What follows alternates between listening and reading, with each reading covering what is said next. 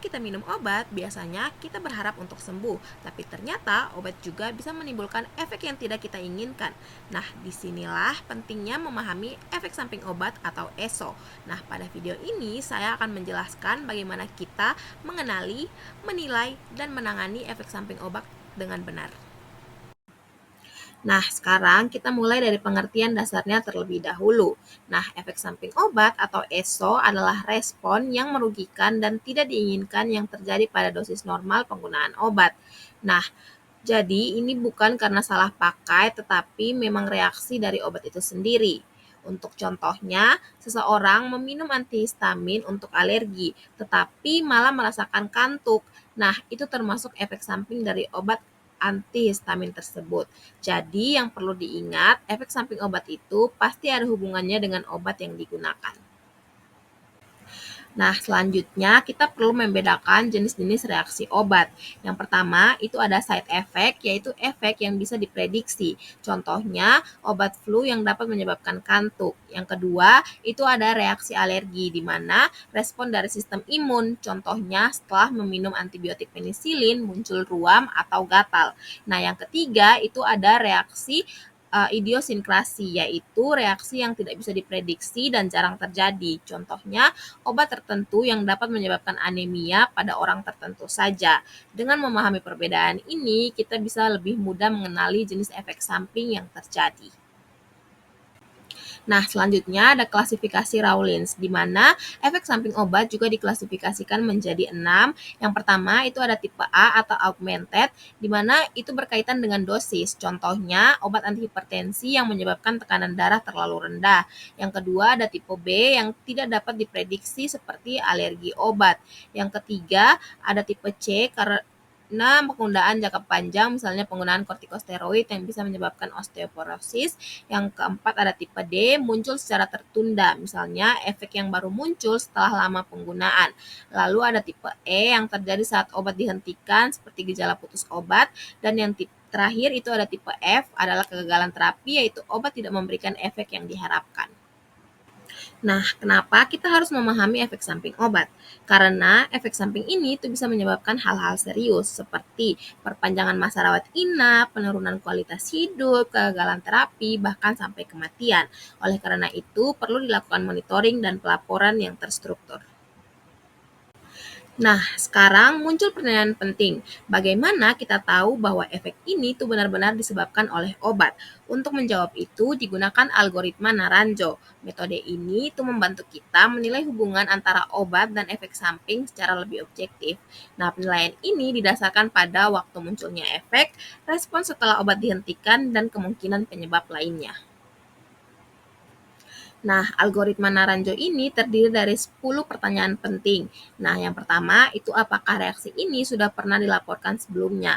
Lalu ada apakah muncul setelah obat diberikan, apakah membaik setelah obat dihentikan, dan apakah muncul kembali jika obat diberikan ulang. Selain itu juga dinilai apakah ada penyebab lain, apakah efek muncul dengan placebo, apakah kadar obat dalam tubuh tinggi, apakah efek tergantung dosis, apakah pasien pernah mengalami sebelumnya, dan apakah ada bukti objektif. Nah, dari jawaban pertanyaan ini kita akan mendapatkan skor.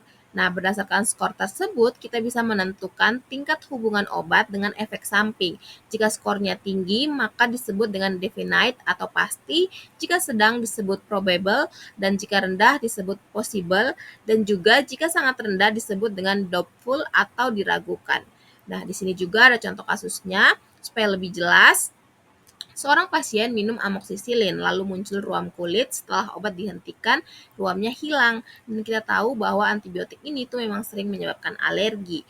Nah, jadi berdasarkan penilaian, kasus ini tuh termasuk kategori probable, yaitu kemungkinan besar disebabkan oleh obat.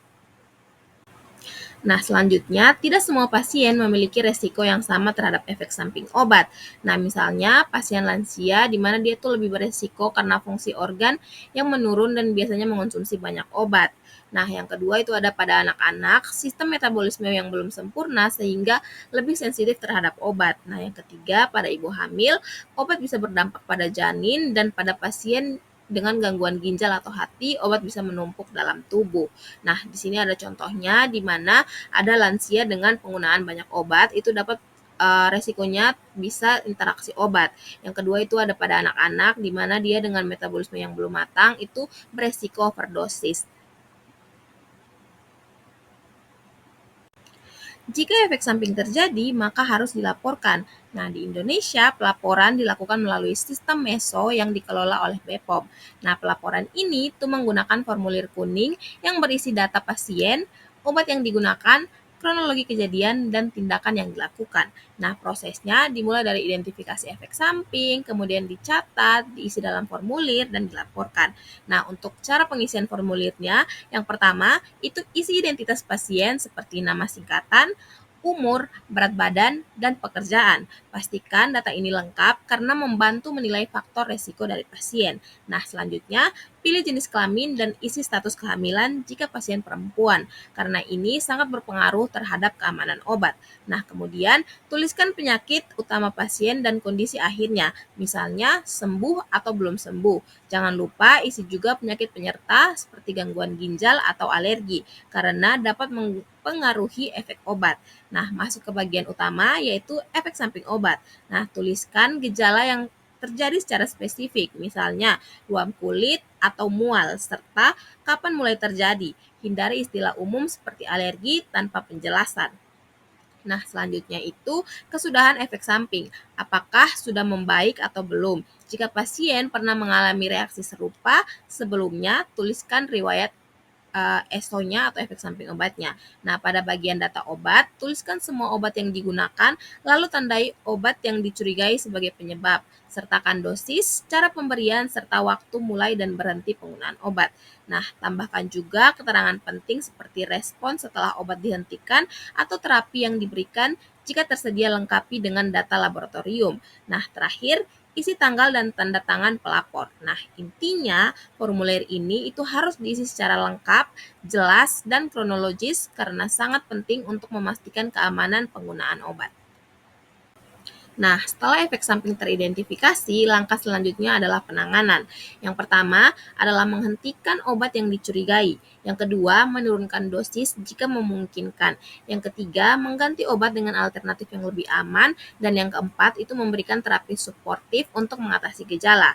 Nah, di sini ada contohnya di mana jika pasien mengalami alergi antibiotik, maka obat dihentikan dan diberikan dengan antihistamin saja. Lalu ada monitoring di mana pasien itu tetap harus dipantau, tujuannya untuk memastikan kondisi membaik dan mencegah kejadian berulang. Selain itu, pasien juga harus diberikan edukasi dan kejadian tersebut harus didokumentasikan serta dilaporkan. Sebagai kesimpulan, efek samping obat itu merupakan hal yang sangat penting dalam keselamatan pasien. Dengan memahami cara mengenali, menilai menggunakan algoritma Naranjo, serta menangani efek samping dengan tepat, kita dapat meminimalkan resiko yang terjadi. Sekian dari saya, terima kasih untuk sudah menonton video ini, sampai jumpa kapan-kapan, bye-bye.